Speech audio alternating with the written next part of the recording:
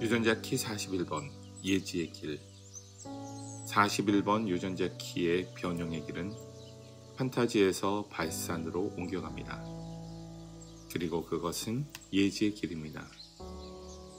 41번째 유전자 키는 매우 독특합니다. 유전자 키의 판테온에서 우리는 각각의 유전자 키를 유전자 코드 구조에 있는 한 지점과 연관시킬 수 있습니다. 각각의 유전자 키는 공명과 수비약을 통해 몸 안의 아미노산을 암호화하는 특정한 코돈 그룹과 관련이 있습니다. 그러나 41번째 유전자 키는 예외입니다. 그것은 모든 유전자 문장의 대문자와 같은 시작 코돈과 관련이 있습니다. 우리 안에 있는 수조개의 세포에서 마법의 뱀처럼 구겨지고 뒤틀려 있는 DNA 문자는 우리가 누구인지에 대한 암호입니다. 그것은 기본 문자, 화학 서명의 암호 안에서 암호로 구성되어 있는데 모두 세 쌍으로 배열되어 있으며 우리 생물 활동 및 그 밖의 모든 과정에 대한 코딩으로 이루어져 있습니다. 41번째 유전자 키는 게놈 전체에 자유롭게 흩어져 있습니다. 예를 들어 간세포를 만드는 것과 같은 일련의 암호가 있을 때마다 각각의 암호는 41번째 유전자 키로 시작합니다. 계속해서 우리는 그것이 새로운 암호를 시작하는 것을 발견하게 될 것입니다. 그것이 이 41번째 유전자 키를 독특하게 만듭니다. 아미노산과 실질적으로 관련이 없기 때문입니다. 이것은 프로세스의 시작을 나타냅니다. 우리가 그것을 살아있는 원형으로 적용할 때 그것은 우리에 대해 많은 것을 말해줍니다. 중국인들은 이 헥사그램을 감소라고 불렀고 그 문자의 모양은 빈 가마솥을 나타냅니다. 따라서 그것은 쇠퇴의 순환과 연관되었습니다. 그때는 삶이 스스로를 비우고 밑으로 내려가는 호를 따라 되돌아옵니다. 우리는 이 유전자 키가 역설로 가득 차 있다는 것을 알게 될 것입니다. 그것은 한편으로는 시작하고 다른 한편으로는 끝을 맺는 것 같습니다. 그것은 판타지의 그림자이고 바로 그것이 이 유전자 키의 위험입니다. 그것은 꿈으로 가득 차 있지만 그 꿈들은 근거가 없기 때문에 결코 결실을 맺지 못합니다. 각각의 그림자는 인간의 고통의 근본 원인이며 여기에 공통된 뿌리가 있습니다. 미래를 보는 마음의 눈에 대한 우리의 집착입니다. 딜레마는 계획입니다. 우리는 어떤 특정한 방식으로 머릿속에서 일을 계획합니다. 예를 들어 우리는 어떤 관계가 우리에게 이러저러한 감정을 전달해 줄 것이라고 혹은 새로운 삶의 방향을 이끌어 줄 것이고 우리를 우리의 꿈에 더 가까이 데려갈 것이라고 꿈꾸고 공상합니다. 그러나 결국엔 그것이 무너지고 완전히 다른 곳으로 이끄는 것을 보게 될 뿐입니다. 이 유전자 키의 훌륭한 교훈은 우리의 계획을 놓아버리는 것입니다. 우리는 계획을 세울 수 있고 사소한 것들을 계획해야 합니다. 다음날 무엇을 먹을지, 언제 어디서 친구를 만날지 또는 휴가를 갈지 등의 말입니다. 이것들은 작은 계획들입니다. 그리고 거기에는 판타지의 큰 계획도 있습니다. 우리는 사랑에 빠지고 결혼하고 완벽한 사람과 함께 완벽한 삶에 대한 판타지에 빠집니다. 그리고 그것은 전혀 그렇게 되지 않습니다. 1년 만에 모든 것이 바뀝니다. 그들은 우리가 생각했던 사람이 아니었고 반대로 어렵고 고통스러워졌습니다. 거절은 뜻하지 않게 찾아옵니다. 거절은 우리를 시험하러 자주 찾아옵니다. 이 세상에 대한 우리의 집착을 줄여주기 위해 옵니다. 41번째 유전자 키처럼 거절은 우리 삶 전체에 걸쳐 퍼져 있는 또 하나의 수수께끼입니다. 이 그림자와 함께 깊은 실망, 고통, 슬픔, 비탄, 원망, 우울, 그리고 우리의 기쁨을 빼앗아가는 모든 가라앉은 감정들이 나타날 수 있습니다. 우리의 삶은 무의식적인 판타지에 자주 지배됩니다. 결혼, 완벽한 파트너에 대한 꿈, 돈에 대한 꿈, 권력에 대한 꿈, 깨달음에 대한 꿈처럼 말이죠. 그들은 모두 우리의 내면의 삶을 따라다니며 괴롭힙니다. 그들은 하나씩 하나씩 삶에 의해 무너질 것입니다. 이것은 좋은 소식입니다.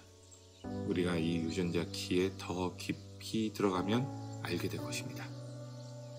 우리는 그 빈 가마솥처럼 벌거벗어야 합니다. 그리고 판타지는 다 사라질 것입니다. 계획이 위험할 수 있는 이유가 바로 이것입니다. 우리는 계획을 세울 수 있습니다. 하지만 우리는 그 계획들을 가볍게 잡아야 합니다. 왜냐하면 우리 주위에 온 사방에 변화가 있기 때문입니다. 죽음은 삶의 일부분이고 어느 순간에든 우리 삶에 개입할 수 있습니다. 문제는 정말 우리의 마음입니다. 우리의 마음은 꿈과 희망을 좋아합니다. 모든 사람들이 더 많은 돈으로 더 나은 삶을 꿈꾸고 복권을 사고 어떻게 하면 더 나은 만약이 될 수 있는지에 대한 환상을 품고 있습니다. 그 만약이 살인자입니다. 우리가 꿈꾸는 판타지의 연료입니다. 만약이 있는 곳에는 어디에서든 고통을 받을 것입니다. 삶의 과정에서 우리의 만약은 하나씩 하나씩 사라질 것입니다. 우리가 고군분투하든 아니면 우아하게 놓아버리든 결과는 같습니다. 우리는 빈손으로 왔듯이 빈손으로 떠납니다. 공허함은 채워질 수 있습니다. 그러나 세상의 어떤 성취나 형태로는 채워질 수 없습니다. 그것은 사랑과 연결과 기쁨으로 채워질 수 있습니다. 그것이 바로 열쇠입니다. 우리가 진정으로 추구하는 것은 결과가 아닙니다. 흐름에 항복하는 것이며 전체의 일부가 됨으로써 깊은 신뢰와 성취감에 항복하는 것입니다. 우리의 만약과 우리의 미래에 대한 환상을 생각해 봅시다. 우리들 각자는 쇠퇴하고 무로 사라질 운명입니다. 가장 좋은 것은 그들이 자연적으로 시들기 전에 그들을 놓아주는 것입니다.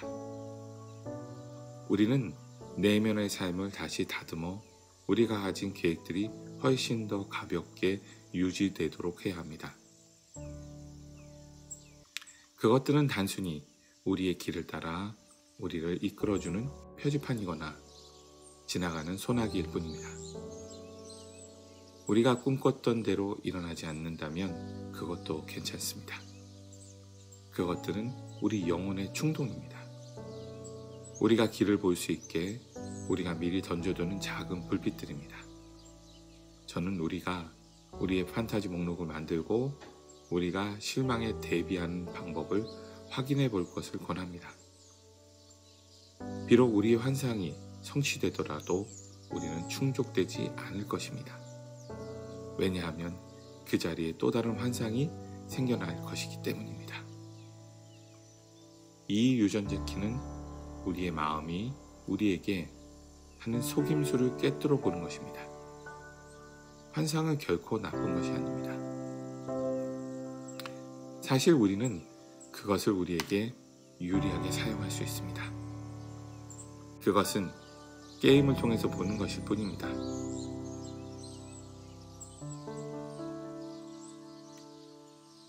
(41번) 선물 예지. 많은 사람들은 예지의 천재가 된다는 것이 무엇을 의미하는지 궁금해했습니다. 판타지는 우리가 그것을 정확하게 이해한다면 연료로 사용될 수 있습니다. 우리는 또한 이 선물의 프로그래밍 파트너 31번째 유전자 키를 통해 그것이 리더십을 통해 큰 영향력을 행사할 수 있는 능력을 가지고 있음을 알 수 있습니다. 리더십은 종종 판타지에 더 나은 방법, 더 나은 세계에 대한 약속에 뿌리를 두고 있습니다. 우리는 리더들이 권력을 잡기 위해 이것을 어떻게 스핀으로 사용하는지 분명히 알 수 있습니다. 하지만 그때 그 모든 것은 거기서부터 무너질 것입니다. 판타지를 이용하려면 우리는 그 뿌리를 들여다보아야 합니다. 성적인 판타지의 경우를 들어보겠습니다.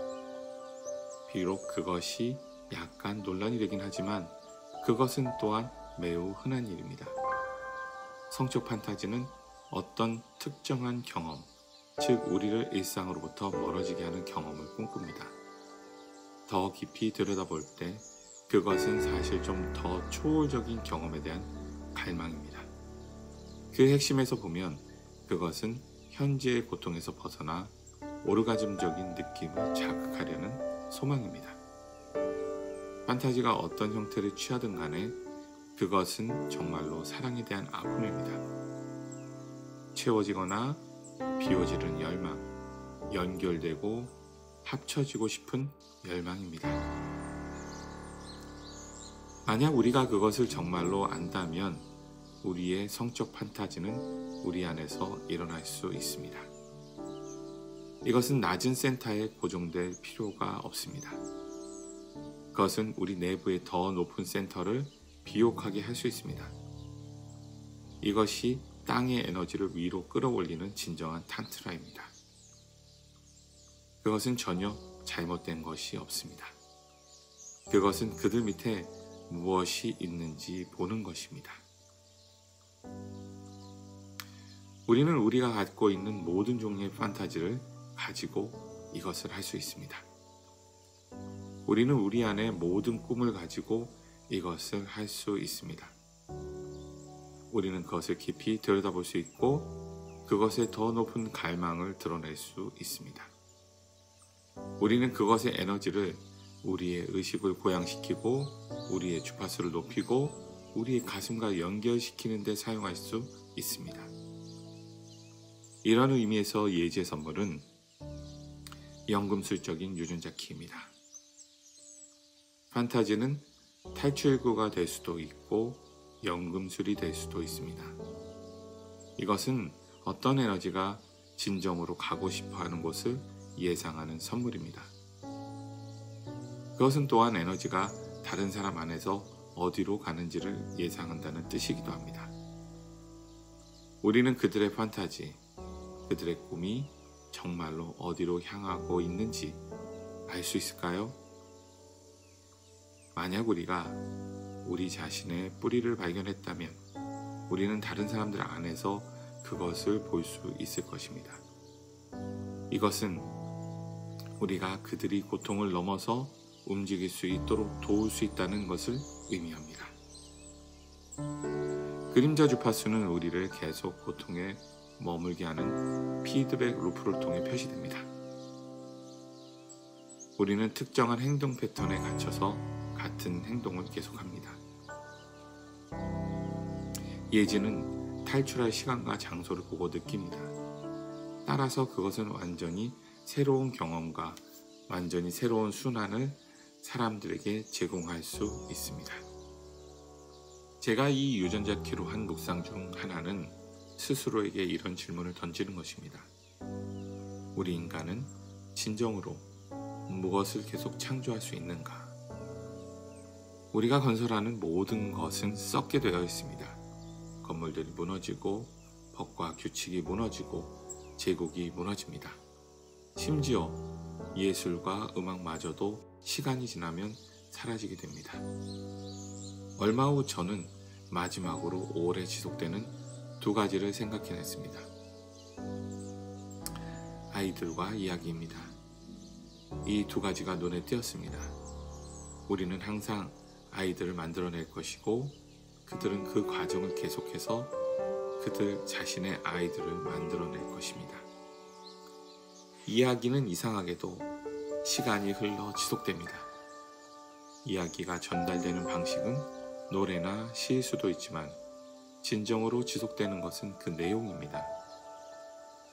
세상에는 우리처럼 오래되었고 우리가 이야기를 시작한 이래로 지금까지 여기에 있었던 이야기와 신화들이 있습니다. 우리의 이야기와 장소가 운명의 구조 안에서 무엇인지가 이 41번째 선물에 대한 큰 질문입니다.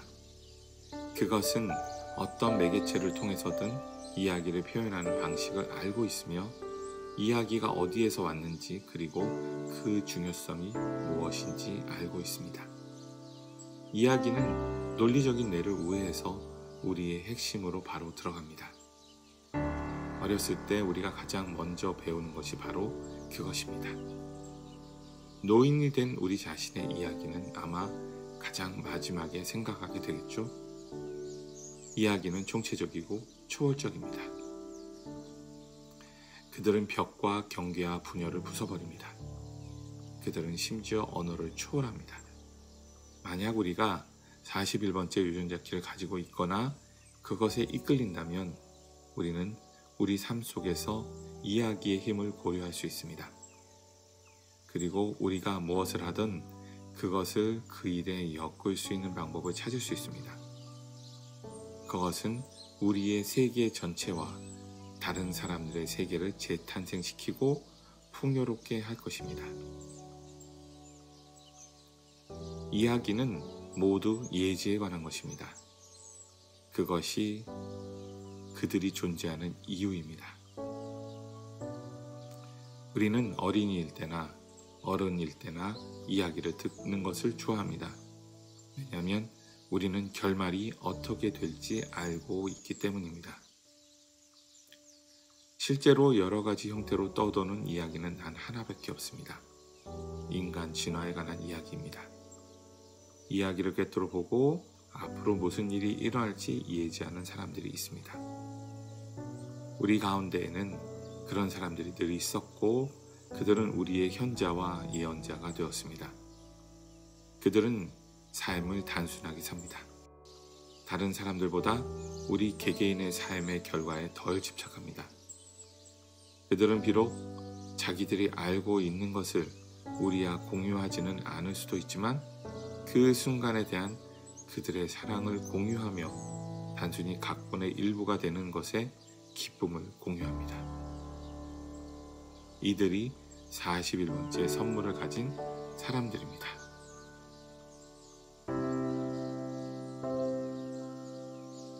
(41번) 시티 발산. 이 유전자키에 더 깊이 들어가면 갈수록 우리는 존재의 신비로 더 깊이 들어갑니다. 이것은 시작 코돈입니다. 그것이 시작입니다. 그것은 이런 말로 시작합니다.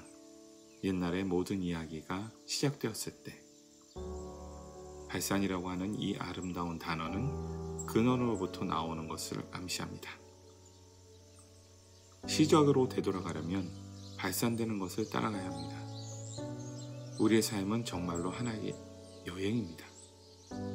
시간을 넘어선 곳으로 돌아가는 오디세이입니다. 그것만이 유일한 이야기, 궁극적인 이야기입니다. 코돈고리의 신비에서 모든 유전적 계통은 타로의 상징 중 하나와 관련이 있습니다. 점쟁이라는 평판에도 불구하고 타로는 현존하는 가장 오래된 이야기 상징 중 하나입니다. 41번째 유전자 키는 타로의 첫 번째 상징 바보와 관련이 있습니다. 바보는 이야기의 시작과 끝, 알파와 오메가를 나타냅니다. 시작은 끝에 씨앗을 담고 있고 끝은 시작의 씨앗을 담고 있습니다. 바보는 아무것도 모르는 인간, 순진한 자, 어린아이로 시작합니다. 오랜 여행과 많은 고난을 통해 그는 서서히 더 현명해집니다. 그의 번호는 보통 0이고 1입니다. 그리고 그는 마지막에 숫자 22로 다시 나타납니다. 21번째 카드에 묘사된 마지막 이야기는 우주의 비밀을 깨달은 바보가 깨달음과 불사에 도달한다는 것입니다. 그는 여전히 바보로 남아 있습니다. 왜냐하면 아무것도 알지 못하면서 깨달음을 얻었기 때문입니다. 하지만 끝에서의 모는 처음의 모와 다릅니다. 이것은 당신이 알아내도록 내버려 두겠습니다. 제가 이 시티들에 오면 저는 이야기를 이용하는 것을 좋아합니다. 지난주 저는 제 아들들을 데리고 영화관에서 영화를 봤습니다. 마블 영화 중 하나인 닥터 스트레인지였죠. 흔히 그렇듯이 이런 종류의 영화들은 숨겨진 진실을 숨기고 있는데 젊은 세대들은 그것에 깊이 공명합니다. 그들은 발산을 좋아합니다. 왜냐하면 그들의 세포 안에서 우리들의 집단적인 미래인 시티를 기대하기 때문입니다. 이 영화에는 몇 가지 매우 깊은 진실이 있습니다. 제가 가장 좋아하는 것은 주인공 스트레인지 박사가 마지막에 악마와 거래를 해야 한다는 것이었습니다. 저는 여기서 이해하기 쉽게 다른 말로 바꾸어 표현하고 있습니다. 그는 악마와 흥정을 하기 위해 악마와 자신을 타임루프에 간신히 가두어 뒀습니다. 악마는 흥정을 거부하고 그를 죽입니다. 닥터 스트레인지는 계속 돌아오고 악마는 그를 계속 죽입니다. 그는 덫에 걸린 악마를 효과적으로 잡았습니다. 그는 계속해서 돌아와 악마에게 질 의향이 있기 때문인데 그것이 악마를 그의 포로로 만듭니다. 그것은 아름다운 역설입니다. 중국 고대 현자 장자를 떠올리게 합니다. 장자는 이와 비슷한 말을 합니다. 우리는 짐으로써 이긴다. 이 가르침은 항복에 관한 것입니다. 우리는 우리의 힘과 정체성을 포기해야 합니다. 그리고 이야기의 결과에 대한 모든 애착을 포기해야 합니다. 그러면 그 이야기는 우리를 이용하여 그들만의 완벽한 결말을 찾을 수 있습니다. 우리는 모두 이야기 속에 있고 우리 이야기 속에 함께 있고 우리의 이야기를 살아내고 있습니다. 저는 충고를 할 수 없지만 보는 대로 이야기할 수는 있습니다. 그것이 바로 유전자 키입니다. 창조의 이야기 아모입니다. 아모는 모두 이 코돈에서 시작하고 끝납니다. 이 유전자 키에서요. 우리는 언젠가 근원으로 돌아갈 것입니다. 그런 일은 우리가 하는 일 때문에 일어나는 것이 아닙니다. 우리의 특별한 이야기가 집으로 가는 길을 찾았기 때문입니다. 우리가 할 수 있는 것은 발산을 따르는 것입니다. 우리는 미래로 가고 있다고 생각하지만 사실 우리는 시작으로 돌아가고 있습니다. 이것은 아무 의미도 없는 소리와 분노로 가득 찬 바보가 하는 이야기가 아닙니다. 햄릿은 그 말을 했을 때 심각한 그림자에 빠져 있었습니다. 이것은 결말이 아주 절묘합니다. 41번째 시티는 우리의 소망, 우리의 꿈의 실현에 관한 것입니다. 동화에서처럼 우리의 모든 꿈은 이루어질 것입니다. 은총의 힘은 우리의 꿈이 실현될 것을 보장할 것입니다. 하지만 우리가 우리의 가장 높은 꿈이 무엇인지 발견했을 때에만 가능합니다.